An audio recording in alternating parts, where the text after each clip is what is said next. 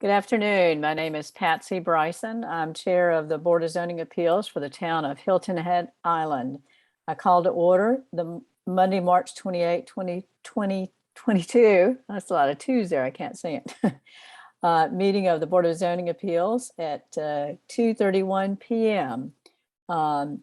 Ms. Haley, are we in compliance with the Freedom of Information Act, FOIA? Yes, ma'am, we are. Great. Thank you, ma'am. Ms. Haley, will you please call the roll? Certainly. Mr. Christian, Present. Mr. Walzak, Present. Ms. Loudermilk, Present. Mr. Johnson, Present. Mr. Fingerhut, Present. Ms. Bryson, Present. and Dr. Ponder is excused. Thank you, ma'am. And we do have a quorum. Yes, ma'am. I'd like to welcome everyone to this meeting of the Board of Zoning Appeals. Ms. Haley, I can't see other than board members on the screen. I don't know whether we have any town council members who are present. If they are, we welcome them as well. Also welcome members of the public, the applicant, and of course, staff, not last but least the staff. At this time, it's my responsibility to discuss board procedures. Today, we have one matter before us which requires discussion of the procedure, and that is a variance request. The Board of Zoning Appeals is a quasi-judicial board, and as a quasi-judicial board, we are to have a fair and impartial hearing for the applicants and staff. In order to do that, we follow both procedural and substantive due process.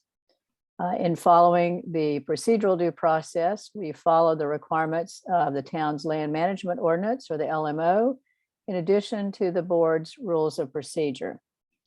The substantive due process also comes from the land management ordinance. In order to do that, then we listen to the evidence brought before us during the hearing, ask questions, and then the board will make a decision.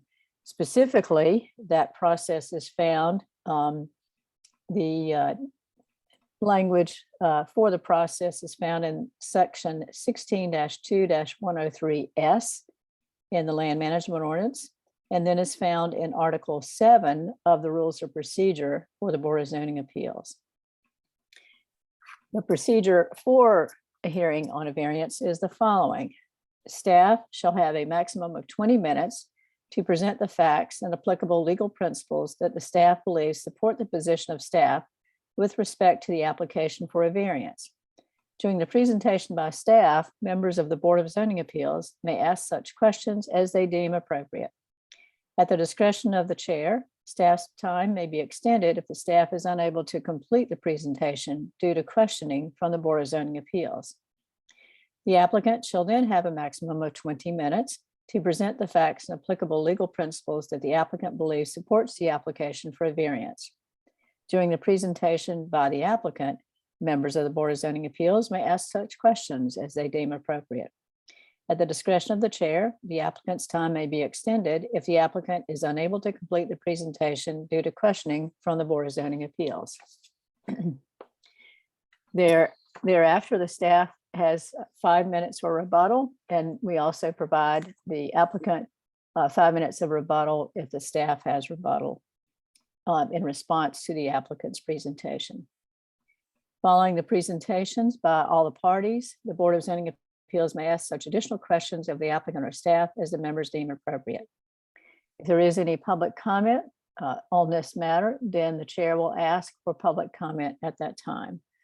Following that, the chair will incorporate all the evidence into the record and close the public hearing. Then the board will make a decision regarding the application for the variance.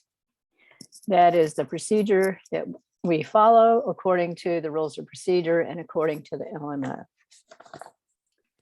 The next item on our agenda is the approval of the agenda. Does the staff or any board members have any changes to the agenda? Move acceptance, Madam Chair. Okay, Ms. Lewick, any changes from the staff before we consider a second on the motion? No changes, thank you. Thank you, ma'am. Is there a second to the motion of Mr. Christian to approve the agenda? Second. By Mr. Fingerhut. Any comments on the motion? If not, Ms. Haley, will you call the roll on the motion? Certainly. Mr. Walzak, For the motion. Ms. Loudermilk, For the motion. Mr. Johnson, For the motion. Mr. Fingerhut, For the motion. Mr. Christian, For the motion. Ms. Bryson. For the motion. Motion carries 6-0. Thank you, ma'am. The next item on the agenda is approval of the board's minutes of February 28, 2022. Are there any changes to the minutes? If not, do I have a motion to approve the minutes of February 28, 2022? So moved. Thank you, Mr. Christian. Is there a second? Second. Second by Ms. Loudermilk. Any discussion on the motion? Hearing none, Ms. Haley, will you please call the roll on the motion? Certainly. Mr. Walzak, For the motion. Ms. Loudermilk, For the motion. Mr. Johnson, For the motion. Mr. Fingerhut, For the motion. Mr. Christian, For the motion. Ms. Bryson. For the motion. Motion carries 6-0. Thank you, ma'am. The next item on our agenda is appearance by citizens. Ms. Haley, do we have any appearances by citizens? Madam Chair, citizens were provided the opportunity to call into the meeting to give public comments on agenda items. At the conclusion of the public comment period, there were no requests to give public comments by phone. Additionally, public comments could be submitted electronically via the Open Town Hall portal. Those comments were provided to the board for review and made part of the official record. Thank you. Thank you, ma'am. And I would note at this time that we understand that the Board of Zoning Appeals is scheduled to have public meetings once again at Town Hall during our April meeting, if there is business for the April meeting. So we appreciate the public's patience during this time of Zoom meetings, and stay tuned. We hope to see you in person in April if there is business at that time. The next item on the agenda is unfinished business. The chair knows of no unfinished business. Any board members know of any unfinished business? Hearing none, we'll move on to new business. And at this time, I will open the public hearing on the variance request, variance VAR 000-462-2022, request from Eva Monzon. I apologize if I'm not pronouncing the last name appropriately. Please correct me. Feel free to do that. For variance from LMO section 16-5-103E, adjacent use buffer requirements to allow a driveway to encroach within the adjacent use buffer. The property is located at 12 Wiley Road and has a parcel number of R510005000016K quadruple 0. And now we'll move to the staff presentation by Missy Lewick, and Miss Haley, our board secretary, will be, as always, our kind and gentle timekeeper. Pardon me. Ms. Lewick, you may proceed. Okay, 1 second.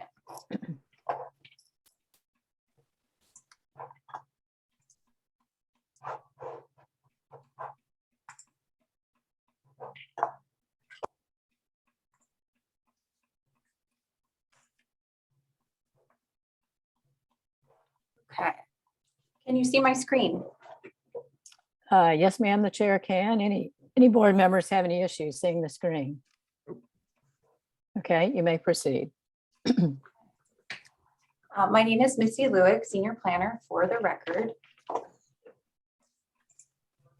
And again, as already stated, this is a request from Ms. Ava Monzon for a variance from LMO section 16-5-103 buffer standards to allow a driveway to encroach within the adjacent use buffer. The property is located at 12 Wiley Road. The subject property is on Wiley Road, and it is on the north end of the island off Dillon Road.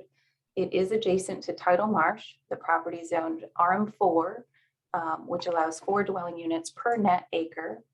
This aerial shows the property in context with the greater vicinity. The size is 0.77 acres with a net acreage of 0.60 acres. We determine net acreage by calculating the total parcel acreage minus tidal wetland acreage, which gives you the net acreage. So there is enough density to add 1 additional dwelling unit to the parcel. The subject property was created from a subdivision back in September of 1976, when a larger triangular marshland property was subdivided into 2 smaller triangular parcels, referred to as 6A and 6B on the subdivision plat from 1976. The subject lot 6A is currently developed with a 1-story single-family brick home, and the existing driveway runs from Wiley Road cul-de-sac along the property line between parcels 6A and 6B, and the driveway runs near the existing home. The adjacent lot 6B has not been developed, but the BZA may recall that last March, a driveway wetland buffer variance for parcel 6A was heard by the BZA and a variance was approved. However, there has not been any development on parcel 6A to date. Here is another image of the driveway and the existing home on the subject parcel. And here's a little bit further down the driveway. And here is an image that shows the existing driveway turnaround that goes around the cluster of trees. And here is another image of the site. You can see the perimeter fence adjacent to the properties that are on Cheryl's Bluff. And on the next slide, we'll show the applicant's site plan. But in the area not far from the green fence is where the applicant is proposing to place another home. So on the screen now is the applicant's site plan.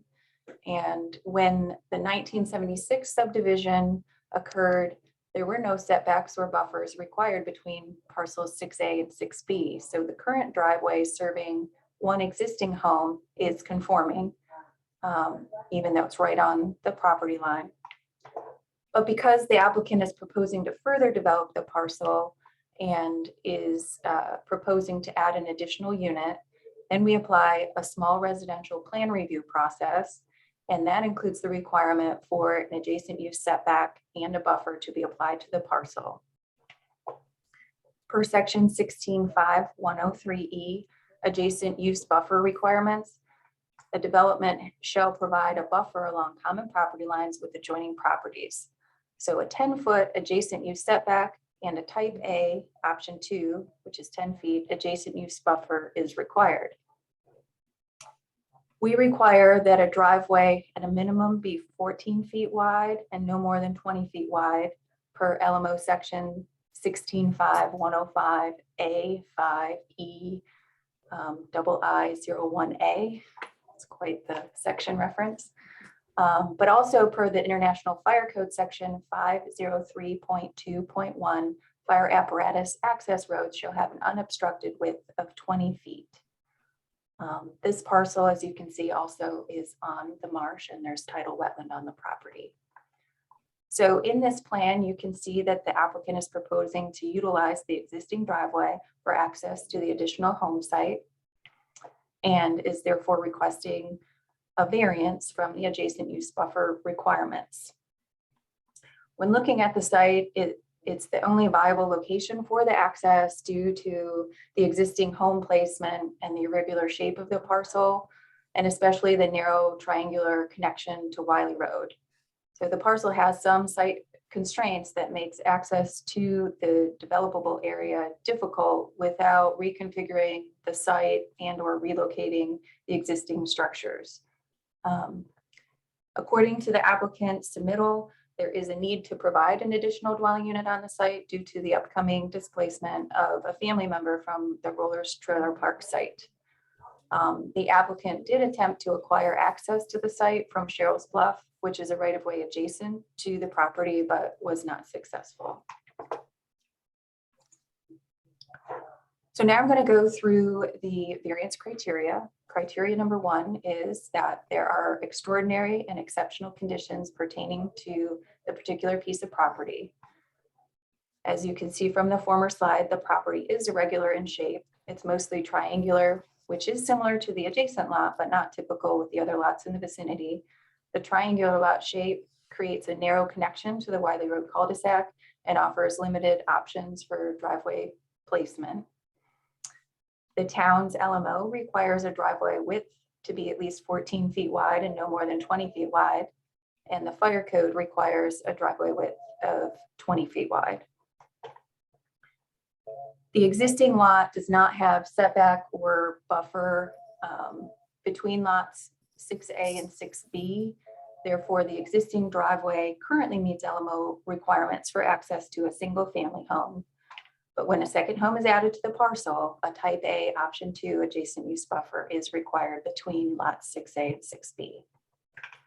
The placement of the existing home and the required type A option 2 adjacent use buffer on the parcel does not allow room for a 20-foot fire apparatus road to access the developable area to the rear of the property without completely reconfiguring the lot. The property does contain limited frontage on Wiley Road and contains tidal wetland, which runs along the rear of the property. Staff finds that the application meets this criteria, as there are extraordinary and exceptional conditions that pertain to this particular property. Criteria number 2, these conditions do not generally apply to other properties in the vicinity. There are other properties in the area that are rectangular in shape, which is a more typical lot shape that provides a greater opportunity to access to the adjacent street. And while there are other properties in the vicinity located on tidal wetland, the subject property has tidal wetland and the associated buffer, which does limit some of the development on the parcel. The property contains existing development that limits additional development without reconfiguring the site and or relocating the existing structures on the site. Staff finds that the application meets the criteria as there are extraordinary and exceptional conditions that apply to the subject property that do not also generally apply to other properties within the vicinity. Criteria number 3, because of these conditions, the application of this ordinance to the particular piece of property would effectively prohibit or unreasonably restrict the utilization of the property. Staff finds that the existing driveway would become non-conforming when a second home is added to the parcel.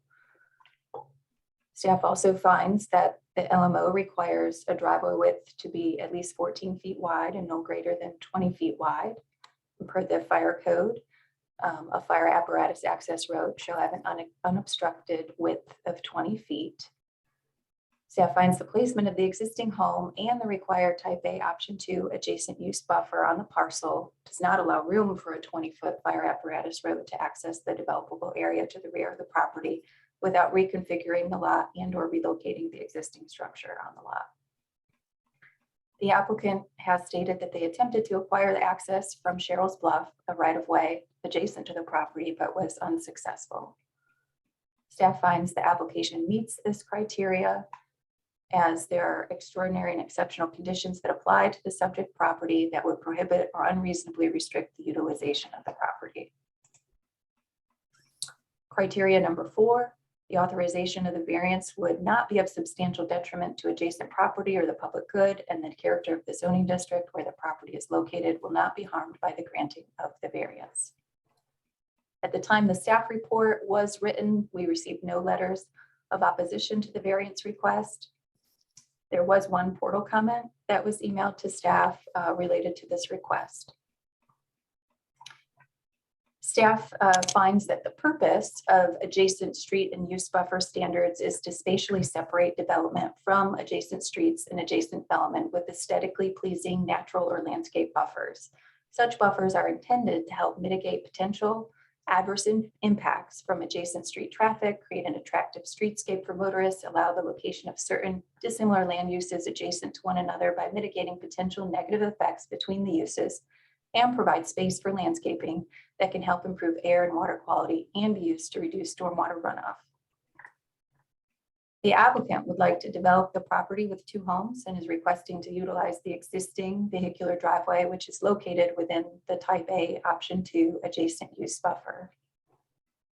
Adding an additional home on the subject property will not be of substantial detriment to the adjacent property or the public good, as it fits in with the overall character of the zoning district. Therefore, staff finds that this application meets this criteria because it will not be of substantial detriment to the adjacent property or the public good. It's staff's recommendation that the Board of Zoning Appeals approve this application with conditions. The conditions are that the driveway be 20 feet wide and only lessen in width to no less than 14 feet wide within the vicinity of the existing home. The second condition is that a small residential plan review would be required, in which case there's a review for landscape buffers that are required. And I also might want to add that there will be some stormwater review that's a standard process that's part of the small residential plan review as well. And finally, a condition that landscape buffer mitigation would be reviewed as part of the small residential plan review to offset the area of buffer within the driveway encroachment, so that there will be additional plantings added to the site to mitigate for where the buffer is lacking. That concludes the staff presentation. I will take questions at any time. Okay, thank you. Thank you, ma'am. I see also that Fire Marshal Ms. Pfister is available. That is for questions from the board members. Anything Ms. Pfister wants to say before the board has questions? That's right. She is here to answer any questions as they Okay. arise. Great, thank you, ma'am. So we'll do our usual rotation of the list that I have for this matter. Mr. Christian, you get to ask the first questions. Thank you, Madam Chair. Jahida, the fire department is comfortable with this particular arrangement? We have had other places that, because of restrictions, we do allow for a small amount to go down to the 14 feet, which is what we require for one way. And because there's only one house behind this, typically the 20 foot is required because we have people coming at us when we are trying to get to a fire.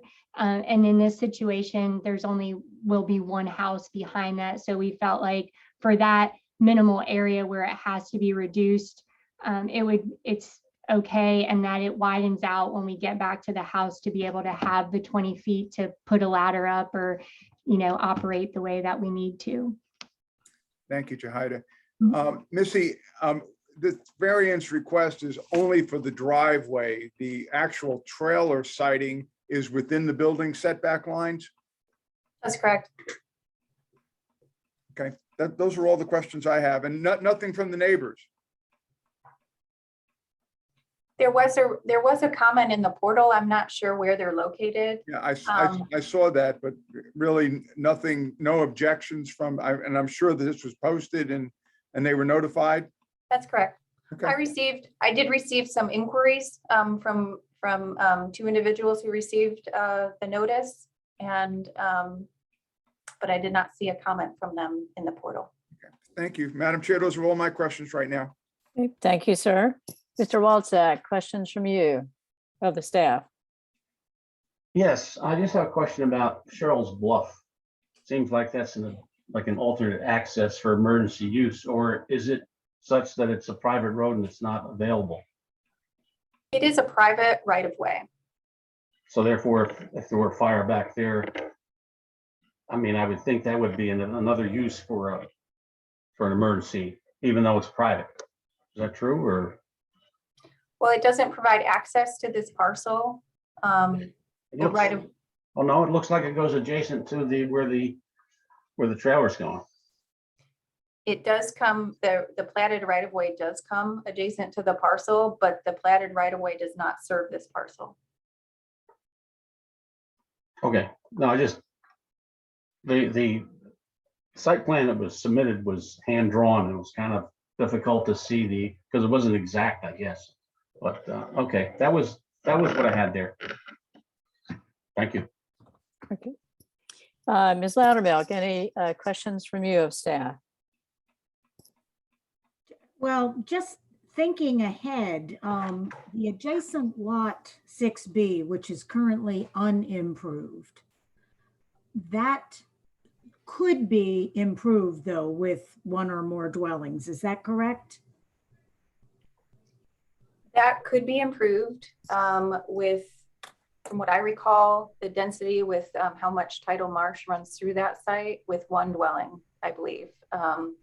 And if you recall, the variance that was reviewed by the BZA last March, the driveway was actually going to be on the other side. So not on the side that's adjacent to 12 Wiley right here. And it was to get to the portion of higher ground in the rear of the parcel. So the driveway was going to be kind of in a similar location on the other side. Okay, so to finish that train of thought, if 6B is to be improved in the future, there is already a variance, but the driveway location has already been approved. So this driveway will not service 6B. Not unless they alter their plans for what they're doing and they want to seek an approval or an easement to turn this driveway into access for theirs, but not what the BZA approved, no.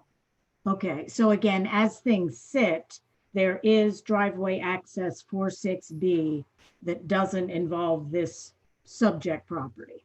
That's correct. Okay, gotcha.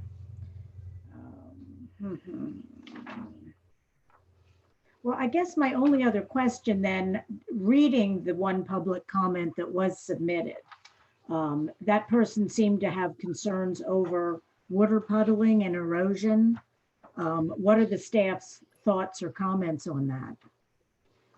So as part of the small residential plan review, a stormwater engineering staff person would review those plans and they would look at that.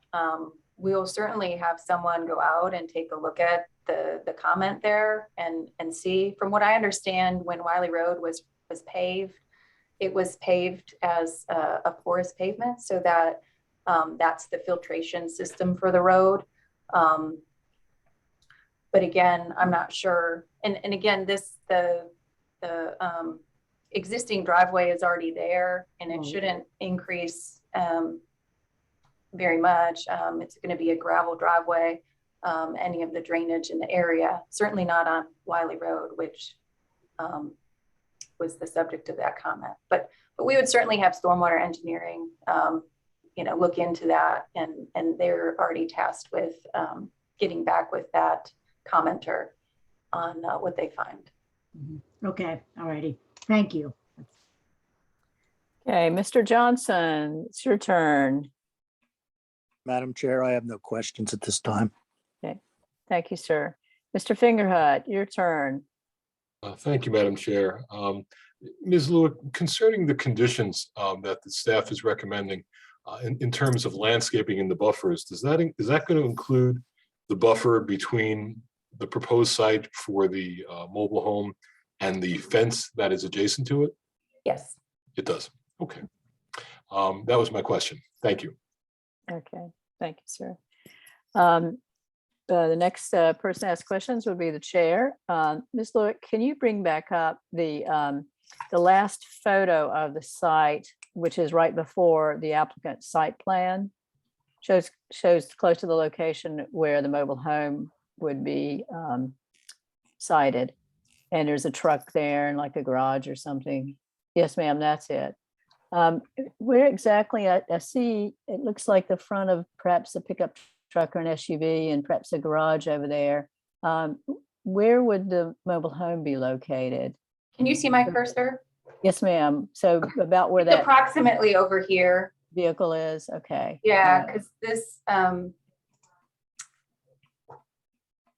you can see this is labeled large tree canopy. Yes, And there is, it's faint here, but the fence is labeled on the plan. okay, And so if you go back to this one, I think it's going to be somewhere behind the trees and 10 feet or so, 13 feet, I believe is what the site plan said from the fence. okay. And so it looks as though there's a garage there, so that wouldn't need to be removed. That's going to stay in place. Appears as though-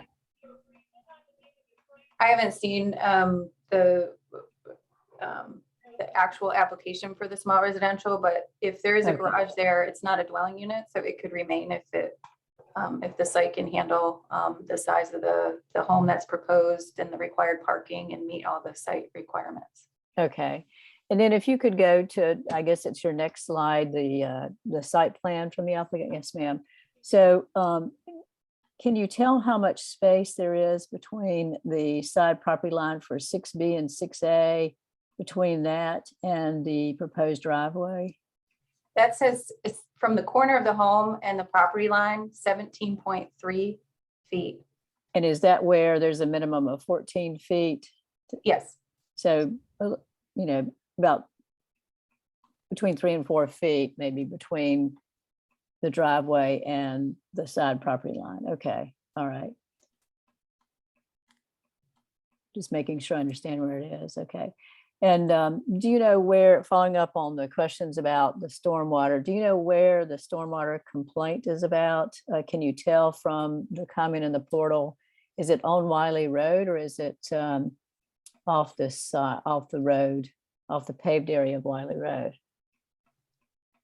I don't know where the commenter lives, other than it was stated that the commenter has lived on Wiley Road for 20 years. So I assume somewhere along Wiley Road is where that commenter lives. Certainly, it was everyone within 350 feet who received the notice. And again, we'll have stormwater look into, the drainage. I understand that site drainage on Wiley Road has greatly improved since they put in their pervious paver system. And drainage is much improved, but Yes. And from the site visit, there's a fire hydrant right near this property. There appears to be somewhat of a single hammerhead turnaround near where the fire hydrant is. So I guess the staff will make sure there's no leakage from the fire hydrant, that it was indeed rainwater, and how that should be addressed if it needs to be addressed. yes, ma'am. Okay, all right. Those are my questions. Any other questions from board members before we move to the presentation by the applicant? Yes, Madam Chair, if I may, I have a couple that just. Yes, sir. All right. Mr. Walczak, go ahead. If you could put up the site plan again, Missy.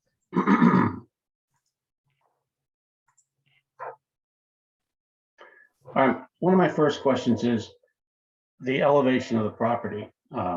Not that this has anything to do too much with the drainage, but the house itself, do you know the elevation of that house? Because we're right next to wetlands there, marshland.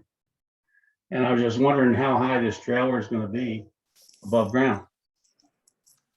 It would be required to meet the current flood zone requirements for this elevation. So it would be elevated to meet the code. Yeah, so if the elevation of the ground is 5, it would be up 10 feet in the air. Currently, residential is 13, but Oh, well, whatever. Okay. yes, yes, sir, it would. Okay. The other thing about the fence that's along that property line, that seems to be like a vinyl chain link, I guess, or something like that. Is that a permitted fence? Or is it permitted because it's on private property? Is that it? It's not adjacent to a public road? Fences are allowed to be on a common property line. We don't require a permit for a fence that is less than, I believe, 7 feet in height. Okay. All right. Now I was just checking that. I don't know all the regulations like you do. Okay, that's it. Thank you. Okay, thank you, sir. Any other questions from board members before we move to the presentation by the applicant? Okay, at this time, Ms. Monzon, if I'm saying your name correctly, and I see on my list that perhaps Mr. Williams might be there to help as well. It's your time to proceed. And again, Ms. Haley will be our kind and gentle timekeeper. So you may proceed. I think I saw, okay, there we go. I think maybe you're coming up now. I see your name's on the screen. Go ahead. We'll see if we can hear you. Okay, this is Jay Williams. I am helping Eva. We have unmuted. I don't see a way that you can see Eva. Do you control that, or should we be able to? Ms. Haley can assist if possible. Ms. Haley, do you Yes, have ma'am. audio for, you have video, sorry, for her. Mr. Williams, I sent a request to start your video if you'll follow the prompts. Okay, thank you. Sure. There we are. Okay, good. Thank you. Yes, yes, we can see her now. Thank you very much. You can go ahead and proceed, whichever order you want to. Okay, good afternoon. My name is Eva Monzon. I own the property at 12 Wiley Drive, and I have lived there from about a year and a half. And also, I would like to thank you for your time. I'm planning to place a trailer on my property. So my daughter, Alexandra, who's been displaced because of Roller's Trailer Park development, will have a place to live. The size of my property is sufficient for a trailer, and its location will meet all required setbacks. For the town, we will meet all town requirements for placing and connection of the trailer. The reason why I am applying for the variance is to get the approval so I can submit my application. Thank you. Yes, ma'am. Thank you very much. We could hear you. Mr. Williams, is there anything for you to add? No, I thought the Ms. Look's presentation was excellent. It showed exactly what Eva had planned to do, and I have nothing to add. Okay, thank you. The board will now see if Ms. Lewick on behalf of the staff has anything else to say, and then you would have another opportunity if you need to respond to her. So stay tuned. You can keep your video with us. Ms. Haley will help us as we navigate from one person to another. So just stay right where you are, and we'll be back to you in just a moment. Ms. Lewick, any rebuttal from staff? No, no rebuttal. Thank you. And I apologize. I was supposed to ask the board for questions of the applicant before I asked Ms. Lewick for rebuttal. Let's go down the list from board members. And Mr. Walczak, this time you're first in line to ask the applicant any questions. Thank you. I do have just one quick one. On the site plan, it noted that the trailer was 16 by 88, I think it was. Is that a single wide or a double wide trailer? Single wide. 16 feet wide? Yes, sir. Okay, I was just checking the site plan and its accuracy. It seems like that'll be tough to get across the roads without a special wide permit, but that's all. I just checking the accuracy. That's all. Thank you. Thanks. Okay. Thank you, sir. Ms. Loudermilk, do you have any questions of Ms. Monzon? Just a simple, really kind of confirming question. The future driveway, will it remain the same size as the existing driveway? Are you changing the size? No, it's gonna stay the same. It's just now, right? Yeah. Yes, ma'am. Okay, thank you. That's it. Yes, ma'am. Thank you. Okay. Mr. Johnson, do you have any questions of the applicant? Madam Chair, I have no questions at this time. Thank you, sir. Mr. Fingerhut, any questions from you of the applicant? No questions. Thank you. Okay, thank you, sir. Mr. Christian, any questions of the applicant by you? No questions, Madam Chair, just a comment. Ma'am, you're doing a nice thing for your daughter. Good luck. Thank you very much, sir. And so that's, now it's down to me, the chair, and I agree with Mr. Christian. And we appreciate very much this effort. And certainly hope that all will work out. And now I'll go back and see if the staff has any rebuttal after those questions. I just have one comment, that during the small residential plan review process, we would make sure that the existing driveway meets the requirements, that it's 20 feet wide in all areas except for in the vicinity of the home. And so if it does have to be widened a little bit to meet those requirements, then we would communicate that through that plan review process. Any questions of board members after Ms. Lewick's rebuttal?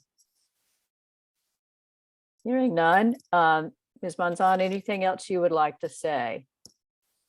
No, ma'am. Just thank you for your time again. Okay, thank you, ma'am. Any other questions from board members of the applicant? Okay, Ms. Haley, do we have any members of the public who would like to comment at this time on this application for a variance? No, ma'am, we do not. Okay. Then at this time, I will incorporate all of the evidence, including the staff reports and the application from the applicant, the documents and testimony presented during this hearing, and incorporate all of those into the record unless there's an objection. Are there any objections? Hearing none, all of the evidence is incorporated into the hearing record. At this time, I will close the public hearing on this matter and ask for board discussion, again, going in a rotating order. Mr. Fingerhut, this time you get to be first. Thank you, Madam Chair. Actually, I think this was a good application, of a very complete staff report with conditions that make a lot of sense. I mean, I think it's a job well done and should be granted. That's my only comment. All right, thank you, sir. Mr. Christian, you're next. I agree with Mr. Fingerhut's comments.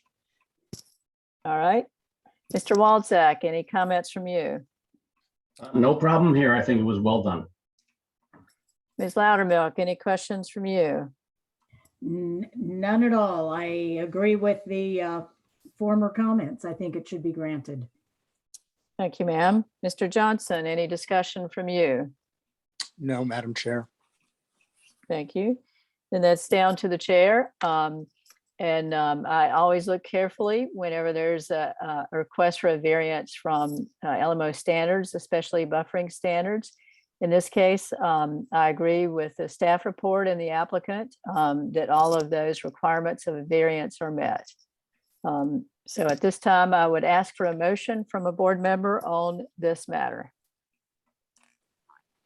Madam Chairman, I could do that. I'll move that the Board of Zoning Appeals approve the application based on those findings and facts and conclusion of law found in the staff determination.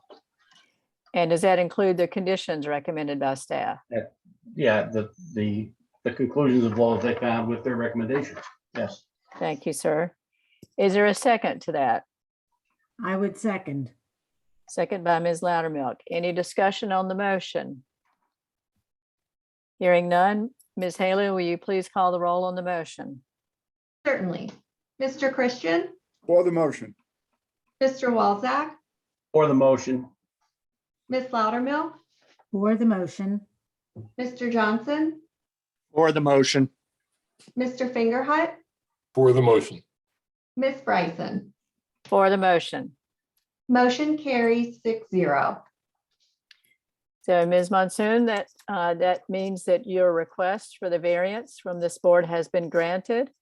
The staff will be back in touch with you about how to proceed with getting any permits approved and the process for the application of those permits. So we all wish you well.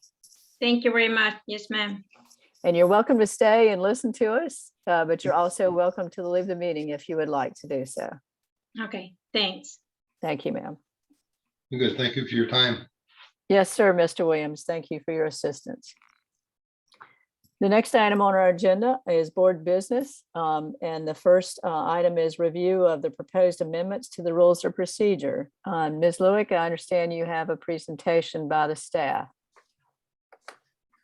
Sure. I just wanted to update you with what's changed since you saw it last month. We did get the amendment in the proper format, so it's in the strikeout and underline format. We made the changes that the board recommended at the last meeting. In addition to that, there was a discovery of an outdated reference to administrator throughout the document that was updated with LMO official. And also the title for Community Development Director is now Assistant Town Manager - Community Development. And so that change is made within the document. And finally, I wanted to point out, I did not change the language, but in the amendment section right now, it reads that the board would need at least 7 days in advance to receive the rules amendment in writing. And I just wanted to point out that this packet was published last Wednesday. It didn't need a 7-day requirement. And so so it would require 2 meetings, which is what I think you're trying to get away from. So I would suggest that that language that you would consider amending it such that it's published in the meeting packet and not include reference to a number of days in advance if you wish to make that happen. But that is in the amendment section under Article 3, Section 2. If you wanted to make those changes, we could do so. Any comments or questions of board members about the proposed amendments? Amen. Okay, all right. Make it so as what was that Picard or was that Shatner? I can't Picard. remember. Picard said, yes. Yes, and we wish we could make it so in April, but these things happen. So after that, hopefully we can zip through more quickly. So is my understanding, Ms. Loic, then that we would have to look at these again in April and then we could finally vote in May? Is that If you were going to change, yes, if you're going to make any changes today, then it would be like our current rules amendment process is that it's 2 meetings before you can enact an amendment. So yes, it would require seeing them in writing in April and then acting on them in May. So that's only if we make additional changes compared to what you sent out. Is that correct? That's correct. But I just wanted to point out that the amendment process that's in writing before you says that it has to be before the board 7 days in advance where the action would be taken. So it may take 2 meetings with the current language. So Missy, that is a change that was added to. Yes, it's a proposed change to change how we're amending the rules is in the current amendment. Yes. So at some point, we have to put a stake in the ground and adopt something because it seems like it's a moving target. We always seem to find something that also needs to be tweaked. Right. Well, I think the intent of changing how we amend the rules was that the board could see it in writing once and act at that meeting after they've received it in their packet. And Mhm. so I just wanted to point out that as written, with the timing that this packet was published, it would require 2 meetings. That you wouldn't, if we had these rules enacted today, we didn't meet the 7-day requirement. So if we adopted these rules today, we could come back in April with a simple amendment. Today, though, we're under the old amendment process because this amendment hasn't been adopted yet. And so it does require 2 months. right Okay, now. so we have to wait until April is what you're saying. Yes, if you're not making any changes, then in April you can adopt these new rules. If you make changes today, then you have to see it in writing in April, and then you can adopt the amendment in May. Yeah, I think I'm hearing what Mr. Christian is saying is that let's go ahead and adopt this. Let's not make any more changes today. Adopt it in April. And at the April meeting, you can suggest another amendment, which we could then consider at the May meeting, as long as there's 7 days notice. And please, Is that what you're suggesting, Mr. Yeah, Commissioner? that's what I was suggesting, Madam Chair, just to move this off the dime. And I agree with Mr. Christian on this one. Any board members have a problem with that? Any I have a questions about that process? I have Yes, a question, Missy, Madam. aren't we still though in violation of the current 7-day advance receipt or publication? No, the current rules without reading through the strike through is that the rules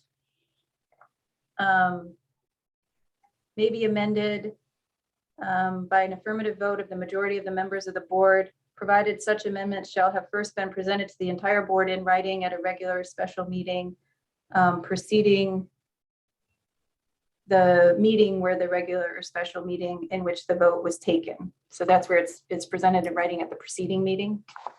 so we're having it at this meeting. I probably misspoke about voting on it today. We could say this is what we're going to adopt at the May meeting. And then at the May meeting, if we want to change again, then there would be written amendment to this section we're talking about, the amendment section. And then that would be before us in April to then adopt that one small amendment in May. That makes sense. So we're not taking action today, but we're just not changing anything else so that we can vote in April. That's right. Yeah, if you make no changes to what was in writing in the packet, then it can be on the agenda in April for action. And Mr. Johnson, I think you were trying to ask a question or make a comment. Yes, Madam Chair, I think I've answered my own question. I just wondered if there was any leeway to have a special meeting, but I'm sure that takes 30 days notice, et cetera, et cetera. Yes, I'd have to look at our rules of procedure for a special meeting unless someone's got it off the top of their head. But I guess you're trying to move it along as well. And perhaps this is the best way to do it. Well, if there was any leeway, I would suggest it, but if there's not, then we have to go by the 30 days, et cetera. Yes. Ms. Lewick, do you have any other suggestions about how to move it forward more quickly other than what we have been discussing? The board could do a special meeting if you wanted to get these rules enacted. And you could enact them at a special meeting. That would be sometime prior to our April 25th meeting. Okay. Do we anticipate any other business before the board at the April meeting, or too early to tell? We do have one variance that we will hear at the April meeting. Okay. Mr. Johnson, do you want us to try it? Do you want to suggest that we have a special meeting before April 25th, or do you want to wait until then and we act on it? Well, it seems before like us? we're a day short, $1 short, a day short, and I would say it would be worth looking into if it's not by standard procedures, then I withdraw my question. But if it seems like a day turns into a month. Yes, it does. Any other board members interested in trying to have a special meeting to adopt these rules before the April 25th meeting? Madam Chair, if I may suggest that staff just poll the board members to see if there is a time frame where we could do a quick single item special meeting to conclude this. If our schedules mesh, so be it. If not, we'll wait until April. That'd be fine. Any other comments or suggestions from board members? Hearing none, Ms. Haley, I'm sorry, somebody else. Yeah, Madam Chair, I'm just not Mr. certain Fingerhut. that this really requires a special meeting. I mean, it's important that the rules be amended, but it's not so critical that it can't wait till the fourth Monday in April. I mean, at least as far as I could see. And with respect to the day requirement that's not in here, I mean, it's a good idea to have it match what we normally do. But another way to approach it is if there's going to be an amendment presented, we just meet the 7 days. And then it's never a problem, right? I mean, these are not likely things that are going to come up on an emergency basis. So is, as much as I love seeing everybody, I personally think this could wait. Okay, all right. I have to agree, especially with Heritage coming up and which impacts all of our schedules. Fine with me. Let it ride until April, regular Okay. meeting. Mr. Walczak, I didn't hear anything from you. What's your pleasure? Well, I'm prepared to make a motion that we approve it at the next meeting. Okay, all right, okay.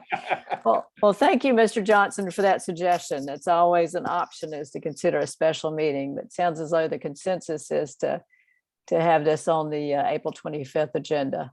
Not a problem with me. All right, I'm all thank you, for it. sir. So once again, Ms. Lewick and Ms. Haley, make it so.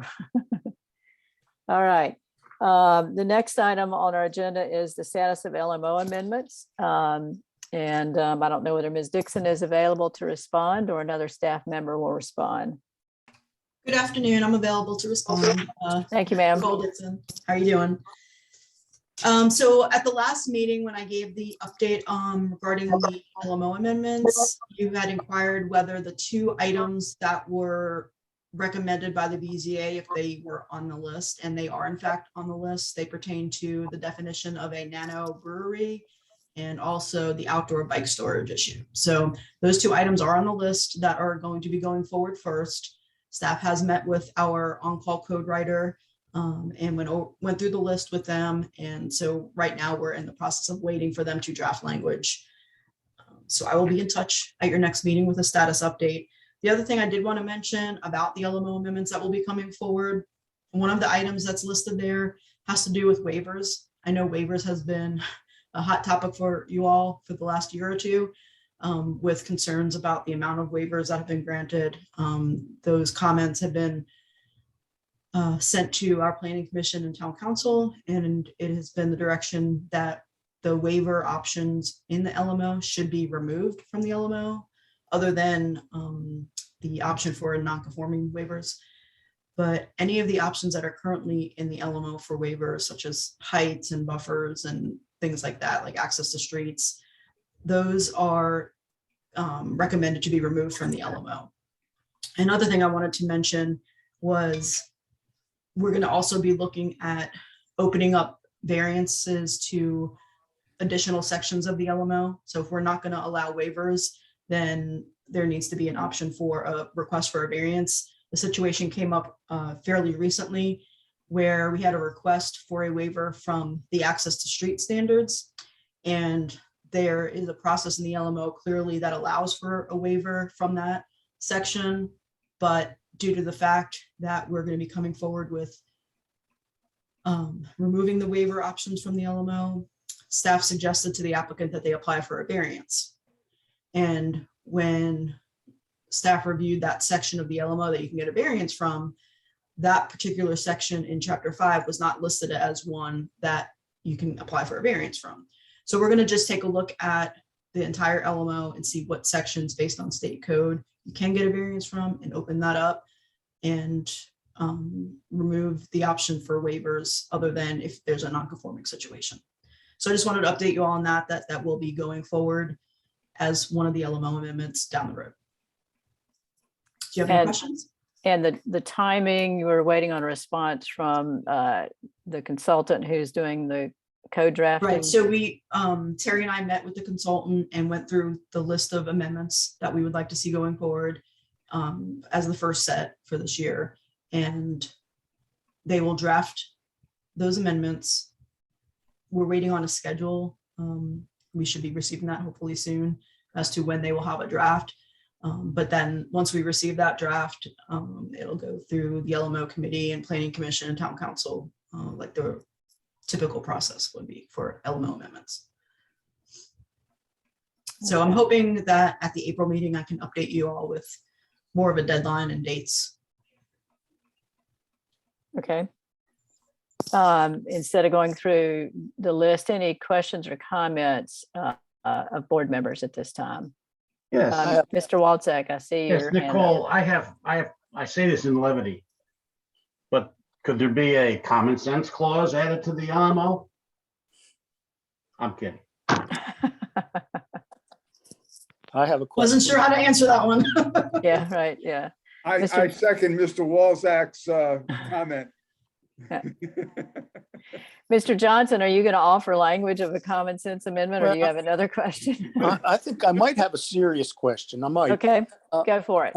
This removing of these waivers is how many waivers are granted by the people that grant them per month? Is this going to open up? I'm a short timer, so I don't really care. Is this going to open a floodgate of variances that have to be reviewed every month? Potentially, yes. I mean, how serious is this? How many waivers are given a month on average? Well, I will say that the majority of the waivers that staff does grant deal with nonconformities. So it's not often that, we're not getting several a month that are not related to nonconformities. I would say the majority are dealing with nonconformities, and hopefully that will remain in the LMO. I can't say what'll happen once we get through that process, what the end result will be with town council. But right now, it looks like we're hoping to keep the option for nonconformity waivers. But some of the other options for waivers deal with, reducing buffers and increasing the height or access to street standards. And we don't see those as often, but it will definitely increase your workload, because instead of staff reviewing these and granting these, they will have to go through the Board of Zoning Appeals. I got 3 more months. You might slide through, Mr. Johnson. I think it's going to take longer before these get enacted, but you never know. So I'm right with you. I'm in the clear. So, Ms. Loudermilk, you want to slide on through with Mr. Johnson? Okay, all right. Anybody else have questions or comments based on Ms. Dixon's report? Hearing none, thank you, Ms. Dixon. We'll look forward to update on the schedule at our next meeting. So thank you, ma'am. You're welcome. Next under staff reports is an update on the status of appeals to the circuit court. Mr. Coltrane is to make that report. Mr. Coltrane, are you available?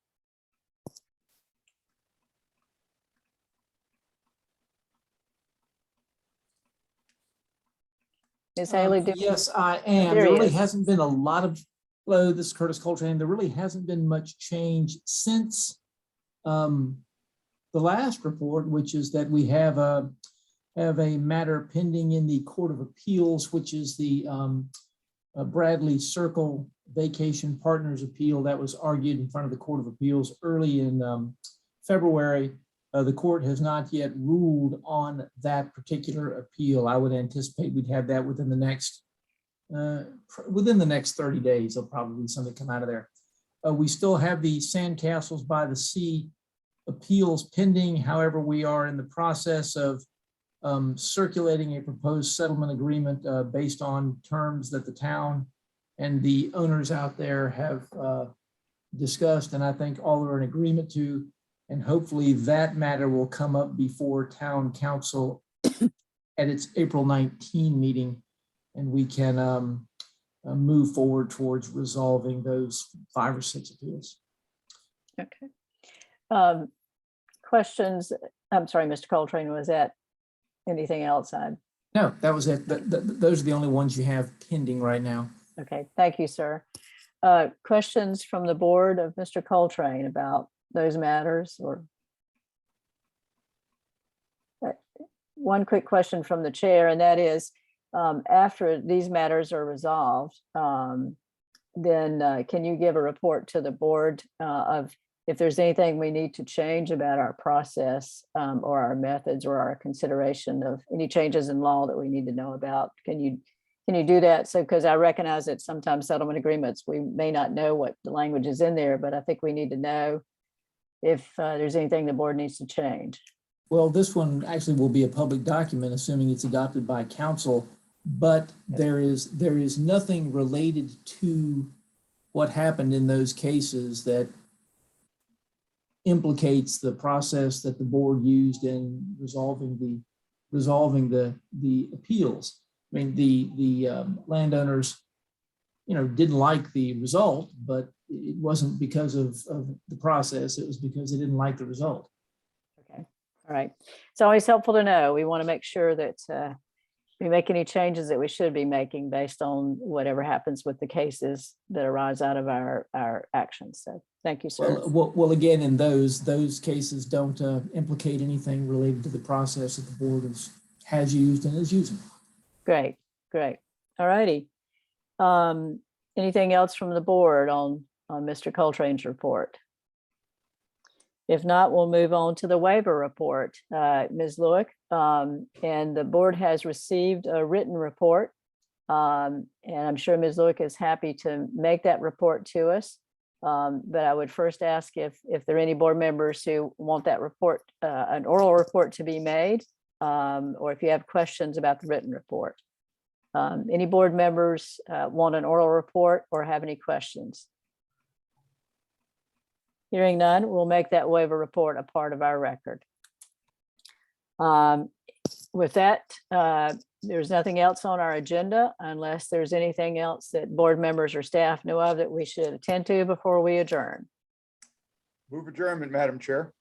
Mr. Christian moved adjournment. Is there a second? Second. Second by Mr. Fingerhut. Any discussion on adjournment? Hearing none. Ms. Haley, will you call the vote? Certainly. Mr. Johnson, For the motion. Mr. Fingerhut, For the motion. Mr. Christian, For the motion. Mr. Walzak, For the motion. Ms. Loudermilk, For the motion. Ms. Bryson. For the motion. Motion carries 6-0. All right, thank you all. Thank you, board members, staff, and Mr. Coltrane. And we will see you in April. Thanks a lot. Take care, everybody. Bye.